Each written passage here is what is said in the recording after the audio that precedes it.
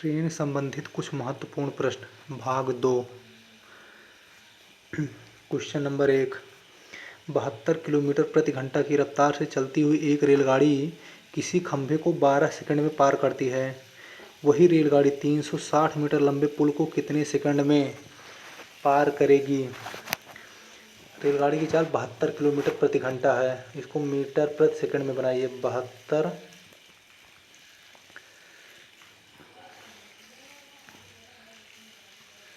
72 गुणे 5/18 मीटर प्रति सेकंड में बनाने के लिए 5/18 से गुणा किया जाता है और किलोमीटर प्रति घंटा बनाने के लिए 18/5 से गुणा किया जाता है। इसको काट दीजिए। यहाँ पे आ जाएगा 4, 18 चौक 72। अब इसको इससे गुणा कर दीजिए, ये आ जाएगा 20 मीटर प्रति सेकंड। 20 मीटर प्रति सेकंड 12 सेकंड चलती है तो इसको 12 से गुणा कर दीजिए। 20 गुणे 12 बराबर 240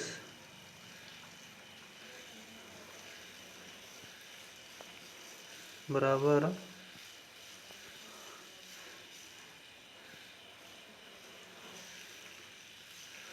240 मीटर। और पुल की लंबाई जो है ये 240 मीटर आ गई। वही रेलगाड़ी किसी पुल को जब पार करेगी तो रेलगाड़ी अपनी लंबाई प्लस वो पुल की लंबाई दोनों पार करेगी। तो रेलगाड़ी की लंबाई 240 मीटर है और पुल की लंबाई जो है वो 360 मीटर है। तो दोनों को जब जोड़ेंगे 360 प्लस 240 बराबर 600।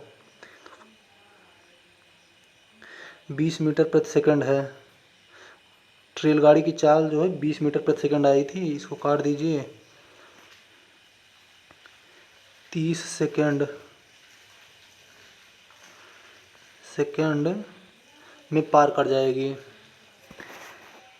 वह रेलगाड़ी 30 सेकंड में उस पुल को पार कर जाएगी। Question number 2। 142 किलोमीटर प्रति घंटा की रफ्तार से यात्रा करती हुई एक रेलगाड़ी 38 किलोमीटर प्रति घंटा इसकी विपरीत दिशा में यात्रा करती हुई इससे आधी लंबाई वाली दूसरी रेलगाड़ी को 6 सेकंड में पार करती है। यह एक रेलवे प्लेटफार्म को भी 45 सेकंड में पार करती है। तो प्लेटफार्म की लंबाई ज्ञात करो। 142 किलोमीटर प्रति घंटा और 38 किलोमीटर प्रति घंटा है। जब ट्रेन की चाल या किसी गाड़ी की चाल अगर विपरीत दिशा में होती है तो उसकी चाल जुड़ जाती है। तो 142 किलोमीटर प्रति घंटा और 38 किलोमीटर प्रति घंटा हो जाएगा ये 180 किलोमीटर प्रति घंटा। 180 गुणे 5/18 18 दहम्मा 180 10। इसको इससे गुणा कीजिए 50 मीटर प्रति सेकंड इसकी चाल आ गई और 6 सेकंड में पार करती है। 50 गुणे 6 50 गुणे 6 बराबर 300। दोनों रेलगाड़ी की लंबाई जो मिलाकर 300 मीटर है। दोनों रेलगाड़ी जब उसमें एक रेलगाड़ी की लंबाई दूसरी रेलगाड़ी से 2 गुनी है या उससे वो आधी है। तो 2x यहाँ पे 2x और यहाँ पे x और 3x दोनों को जब ऐड करेंगे तो ये हो जाएगा 3x बराबर 300। तो x बराबर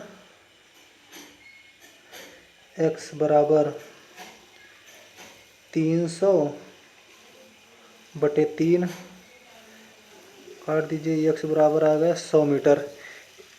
एक रेलगाड़ी की लंबाई 100 मीटर है और वो उससे 2 गुनी है, तो उसकी लंबाई हो गई 200 मीटर। 200 मीटर रेलगाड़ी की लंबाई। उसकी चाल है 142 किलोमीटर प्रति घंटा। 142 गुणे यह है 142 किलोमीटर प्रति घंटा और 45 सेकंड में पार करती, रेलवे प्लेटफार्म को भी पार करती है। जब वो किसी प्लेटफार्म को पार करेगी तो उसकी अपनी लंबाई और प्लस उस प्लेटफार्म की लंबाई भी पार होगी। तो इसको मीटर प्रति सेकंड में बनाइए तो 5/18, 45 सेकंड में पार करती है तो इसको 45 से गुणा भी कर दीजिए। 9×2 = 18, 9×5 = 45, 2 से इसको काट दो, 2×7 = 14, 2×1 = 2, 71, 25, 71 गुणे 25, 71 गुणे 25, 25×1 = 25, केरे 5, हाथ आए 2, 25×7 = 175 और 1 नहीं, हाथ 2 आया था, 25×7 = 175 और 2 177, 177। और रेलगाड़ी की जो लंबाई थी वो 200 मीटर थी, तो इसमें 200 माइनस कर दीजिए, -200 बराबर 1575 मीटर। 1575 मीटर प्लेटफार्म की लंबाई। Answer 1575 metre, option number B.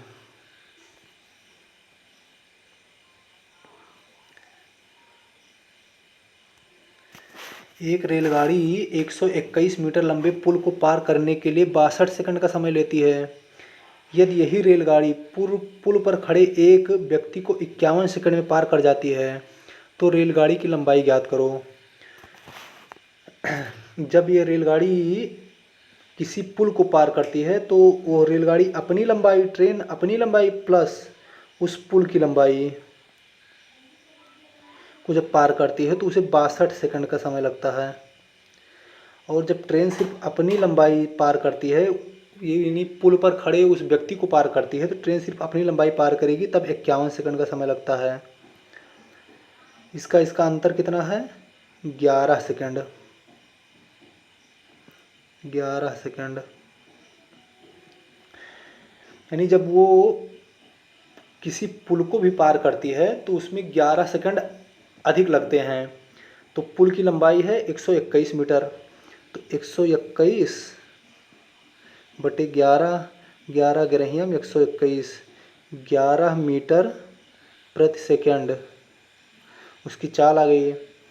एक व्यक्ति को 51 सेकंड में पार कर जाती है।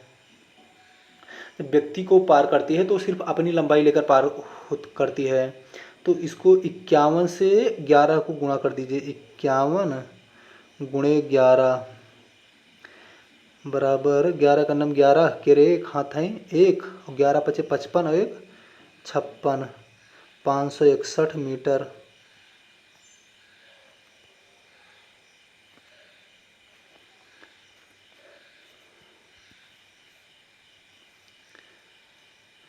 पाँच सौ 61 मीटर।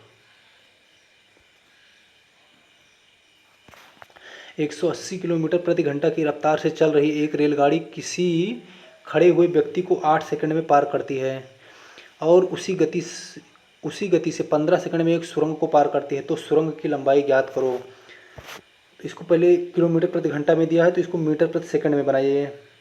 180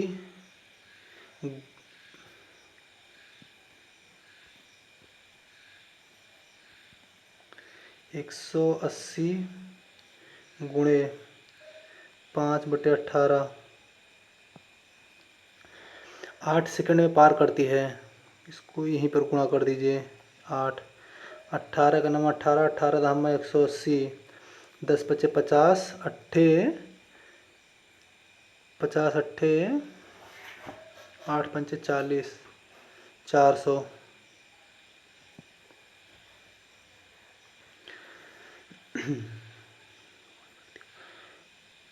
वो ट्रेन की लंबाई जो है वो 400 मीटर आ गई। लेकिन जब वो किसी सुरंग को पार करती है, किसी सुरंग, पुल, प्लेटफार्म को जब रेलगाड़ी पार करेगी तो वो अपनी लंबाई प्लस उस सुरंग की लंबाई को भी पार करेगी। तो 400 मीटर लंबी ट्रेन है और उसकी चाल जो आई थी 50 मीटर प्रति सेकंड आई थी। 10 बचे 50, यहाँ पे 10 गुणे 5 बराबर 50 मीटर प्रति सेकंड। अब वो सुरंग को पार करेगी जब, तो उसे 15 सेकंड का समय लगता है। तो 50 गुणे 15 बराबर 1500 900 15 पचे 75 750।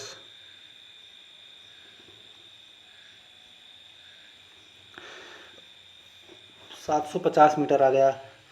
उस सुरंग की लंबाई प्लस उस ट्रेन की लंबाई मिलाकर 750 मीटर है। अब इसमें से ट्रेन की लंबाई जब माइनस कर देंगे तो सुरंग की लंबाई आ जाएगी।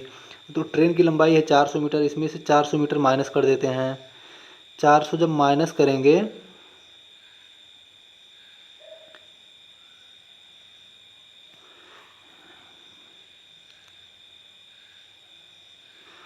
तो रुक जाइए, यहाँ पे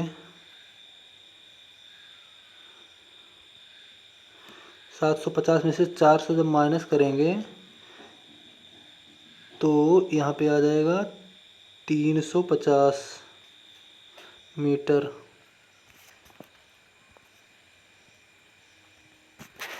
दो रेलगाड़ी समांतर लाइन में एक ही दिशा में क्रमशः 50 किलोमीटर प्रति घंटा और 30 किलोमीटर प्रति घंटा की रफ्तार से चल रही हैं। तीव्र गाड़ी मंद गाड़ी के एक व्यक्ति को 18 सेकंड में पार करती है। तो तेज गाड़ी की लंबाई ज्ञात करो। अब दोनों रेलगाड़ी समांतर लाइन में एक ही दिशा में चल रही हैं, तो इसमें चाल घट जाएगी। जब दोनों विपरीत दिशा में जाती हैं तो चाल जुड़ जाती है, लेकिन जब एक ही दिशा में जाती हैं तो चाल घट जाती है। एक रेलगाड़ी की चाल है 50 किलोमीटर प्रति घंटा और दूसरी की है 30 किलोमीटर प्रति घंटा। तो 50 माइनस 30 बराबर 20 किलोमीटर प्रति घंटा। 20 किलोमीटर प्रति घंटा आ गया। उसकी चाल जो है 20 किलोमीटर प्रति घंटा है। 20 गुणे 5/18, क्योंकि 5/18 से इसलिए गुणा किया जाता है क्योंकि इसको मीटर प्रति सेकंड में बनाना पड़ेगा और उस व्यक्ति को 18 सेकंड में पार कर जाती है। गुणे 18। अब इस ट्रेन में एक व्यक्ति को जब वो पार करेगी, ट्रेन दूसरी ट्रेन में बैठे एक व्यक्ति को जब पार करेगी वो, तो सिर्फ ट्रेन अपनी लंबाई को लेकर पार करेगी, ना कि दोनों ट्रेन की लंबाई को। तो 18 सेकंड में पार करती है, इसको काट दीजिए। 18 से 18 कट गया, 20 पंचे 100 मीटर। जो रेलगाड़ी तेज चल रही थी उसकी लंबाई 100 मीटर है। ऑप्शन नंबर सी।